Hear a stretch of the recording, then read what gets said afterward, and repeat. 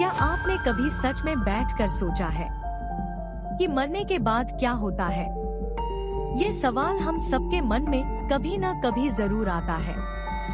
गरुड़ पुराण में इसी बारे में विस्तार से बताया गया है। कहा जाता है कि जब इंसान की मृत्यु होती है तो उसकी आत्मा शरीर को छोड़ देती है, लेकिन कहानी वहीं खत्म नहीं होती। कुछ समय तक आत्मा अपने ही घर के आसपास रहती है।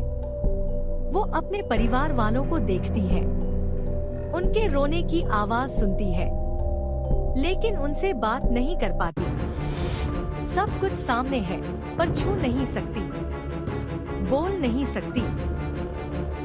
ये अवस्था बहुत भावुक और दर्द भरी मानी जाती है। इसके बाद यमराज के दूत आते हैं, जिन्हें यमदूत कहा जाता है। अगर इंसान ने अच्छे कर्म किए हैं तो उसकी यात्रा थोड़ी सहज होती है, लेकिन अगर जीवन में पाप ज्यादा किए हों तो ये रास्ता कठिन और कष्टदायक भी हो सकता है। मृत्यु के बाद के पहले 10 से 13 दिन बहुत महत्वपूर्ण माने जाते हैं। इस दौरान आत्मा प्रेत अवस्था में रहती है, इसीलिए हमारे यहाँ श्राद्ध और पिंडदान किए जाते हैं, ताकि आत्मा को शांति मिले और उसकी आगे की यात्रा आसान हो सके। गरुड़ पुराण के अनुसार आत्मा को यमलोक तक पहुँचने में लगभग 1 वर्ष लगता है।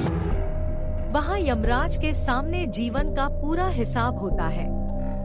चित्रगुप्त हर कर्म का लेखा रखते हैं, हर अच्छाई, हर गलती। अच्छे कर्म ज्यादा हो तो स्वर्ग का सुख मिलता है, पाप ज्यादा हो तो नरक का दंड। लेकिन ये हमेशा के लिए नहीं होता। फल भोगने के बाद आत्मा को फिर नया जन्म मिलता है। तो आखिर संदेश क्या है?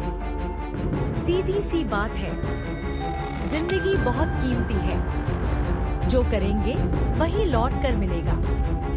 इसलिए जितना हो सके अच्छा करो, किसी का दिल मत दुखाओ और ऐसे कर्म करो कि जब हिसाब हो तो डर नहीं, संतोष हो।